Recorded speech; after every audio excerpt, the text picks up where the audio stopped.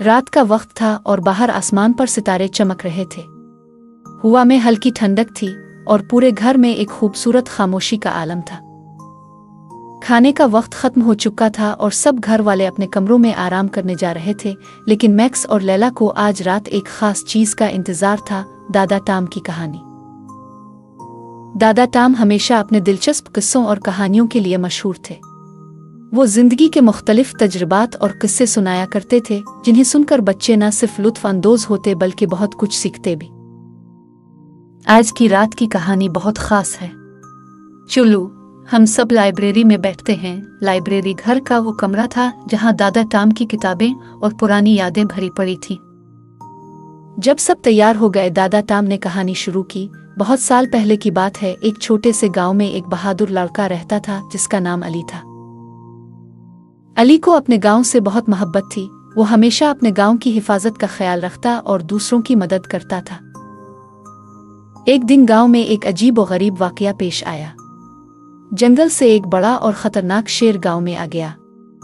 लोग खौफजदा होकर अपने घरों में छुपने लगे। अली ने अपनी बहादुरी को जमा किया और शेर की तरफ चल पड़ा। शेर एक दरख्त के नीचे बैठा था। इसकी आंखें चमक रही थीं और वो गुस्से में दिखाई दे रहा था। ए शेर, ये गांव मेरे लोगों का है। यहाँ हम अमन और सुकून से रहते हैं। तुम यहाँ क्यों आए हो? शेर ने अली की तरफ हैरानी से देखा। मैं जंगल में भटक गया था और यहाँ आ गया। मैं किसी को नुकसान नहीं पहुंचाना चाहता, लेकिन मैं भूखा हूँ, शेर ने अली से कहा। अगर तुम हमारे गांव को नुकसान नहीं पहुंचाओगे तो हम तुम्हें खाने के लिए कुछ दे सकते हैं, अली ने कहा और शेर के साथ गांव की तरफ वापस चला गया। गांव वालों ने अली की बात मानकर शेर को खाना दिया। शेर ने पेट भरने के बाद सुकून से वापस जंगल जाने का इरादा किया। जब शेर का पेट भर गया तो वो वापस जंगल चला गया और गांव के लोग खुश हो गए कि अली ने उन्हें बचा लिया।